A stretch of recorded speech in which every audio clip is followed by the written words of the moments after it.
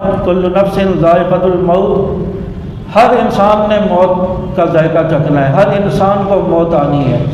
موت کا ایک وقت مقرر ہے، اٹل ہے۔ انسان جتنا بھی چھپ جائے، جتنا بھی کچھ کر لے، وہ گھر میں بیٹھا رہے، لیکن جب اللہ نے اس کی موت لکھی ہے وہ آ کر رہے گی، جہاں لکھی ہے وہی آئے گی۔ کسی نہ کسی بہانے سے انسان اس جگہ پر پہنچ جائے گا جہاں اس کی موت لکھی ہے، کوئی اس کو پھر نہیں بچا سکتا۔ اور یہ بھی انسان کے خیالات غلط ہیں کہ بھائی ابا تو اب بوڑھے ہوں گے، اب ابا کے جانے کا وقت ہے، ہم تو ابھی 50 سال اور زندہ رہیں گے، بھائی اس کا بھی کوئی پتہ نہیں ہے۔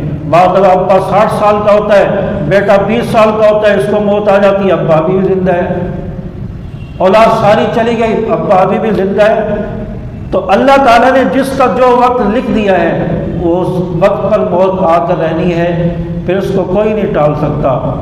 آپ نے واقعات پڑھے ہوں گے کہ حضرت موسیٰ علیہ السلام کا فرعون سے مقابلہ، اور فرعون اپنے آپ کو رب کہتا ہے، اپنے آپ کو بادشاہ کہتا ہے، اور پھر حضرت موسیٰ علیہ السلام کا تعاقب کیا فرعون نے اپنی فوج کے ساتھ۔ تو اللہ تعالیٰ نے حضرت موسیٰ علیہ السلام کو نکلنے کا حکم دیا کہ صبح صبح اپنا علاقہ خالی کر دو اور ہجرت کر جاؤ یہاں سے۔ ادھر فرعون کو ہی پتہ چل گیا کہ موسیٰ علیہ السلام تو نکل چکے، اور انہوں نے تعاقب کیا، دیکھا کہ آگے دریا ہے، دریا تک حضرت موسیٰ علیہ السلام ان کے ماننے والے جو ایمان لائے تھے ان پر وہ پہنچ چکے۔ اب یہ فرعون نے اپنی فوجوں کو دوڑایا، کہا کہ اب یہ آگے نہیں جا سکتے، آگے تو دریا آ گیا، آج یہاں پر موسیٰ علیہ السلام پکڑے جائیں گے۔ چونکہ اللہ تعالیٰ نے پانی کو حکم دیا کہ رک جا، پانی رکا اور راستے بنے، حضرت موسیٰ علیہ السلام کا لشکر گزر گیا، اور پھر وہی دریا ہے جس میں فرعون اور اس کا لشکر تعاقب کرتے ہوئے موسیٰ علیہ السلام کے پیچھے گئے، اور اسی دریا کو اللہ نے حکم دیا اور فرعون کو غرق کر کے رکھ دیا۔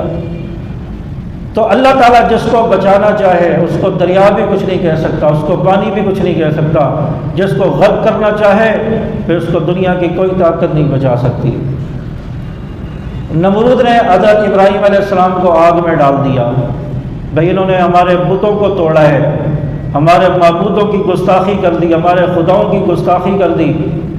آگ جلائی گئی اور بڑی خطرناک آگ تھی، اور نمرود نے حکم دے دیا کہ ابراہیم کو آگ میں ڈال دیا جائے۔ اللہ تعالیٰ نے آگ کو حکم دیا کہ ٹھنڈی ہو جا، گلزار بن جا۔ آگ ٹھنڈی ہو گئی، ابراہیم علیہ السلام کا ایک بال نہیں جلا۔ اللہ تعالیٰ نے بچا کر دکھایا، جس کو بچانا چاہے کوئی ہے اس کو مار دے۔ پھر یہی نمرود ہے جو اپنی طاقت پر بڑا گھمنڈ کرتا تھا اور بڑا ناز کرتا تھا کہ میں تو بادشاہ ہوں، میرے پاس تو طاقت ہے، اور اس نے اپنے رہنے کے لیے شیشے کا ایک محل بنوایا، اور اس کے اندر کوئی مچھر کوئی مکھی کچھ بھی نہیں آ سکتا۔ اور اسی محل کے اندر نمرود کے دماغ کے اندر ایک مچھر گھسا، مچھر داخل ہوا، اس نے اس کا جینا حرام کیا، اور اس نے اپنے لوگوں سے کہا کہ میرے سر میں اب جوتے مارو، جب جوتے پڑیں گے تو مجھے سکون ملے گا۔ چنانچہ یہ اپنے ہی لوگوں کے جوتے کھا کھا کر مرائے۔ تو اللہ تعالیٰ نے اس کا غرور اور تکبر بھی خاک میں ملایا۔ اس کو مارنا تھا، اس کو شیشے کے محل میں بھی مار کر دکھایا کہ جو مارنے والی ذات ہے، موت دینے والی ذات ہے، وہ تجھ سے ہی زیادہ طاقتور ہے، وہ جس کو چاہتی ہے جہاں چاہے مار دے۔ چنانچہ حضرت موسیٰ علیہ السلام جب پیدا ہوئے، اور اس دور میں فرعون کی طرف سے حکم ہے کہ جو بھی بچہ پیدا ہو اس کو قتل کر دیا جائے، کیونکہ یہ پتہ چل چکا تھا کہ ایک بچہ بنی اسرائیل میں پیدا ہوگا جو میری حکومت ختم کرے گا۔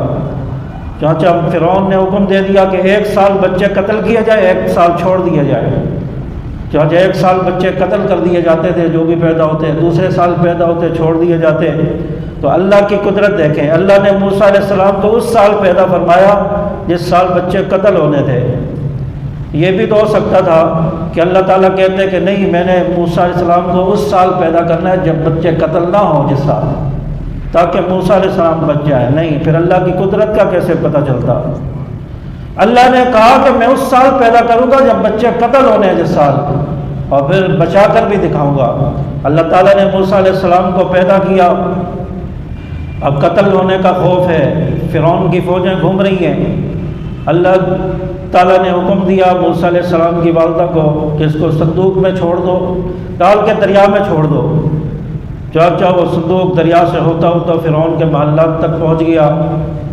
اب والدہ گھبرائی، بہن گھبرائی کہ فرعون کے محلات تک صندوق پہنچ گیا، بچے کو قتل کر دیں گے۔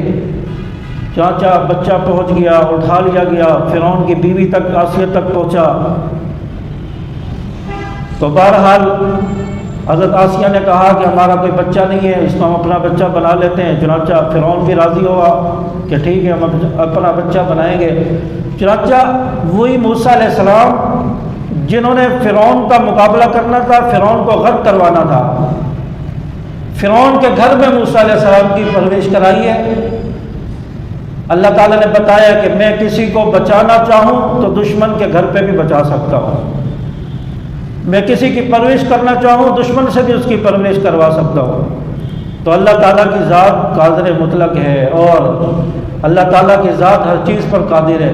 جس کو موت دینا چاہے اس کو پھر کوئی زندگی نہیں دے سکتا، اور جس کو مارنا چاہے، جس کو بچانا چاہے اس کو کوئی مار نہیں سکتا۔ تو اللہ تعالیٰ نے ہر ایک انسان، ہر جاندار کی موت کا وقت مقرر کیا ہے، اور اس وقت تک پر موت آ کر رہے گی۔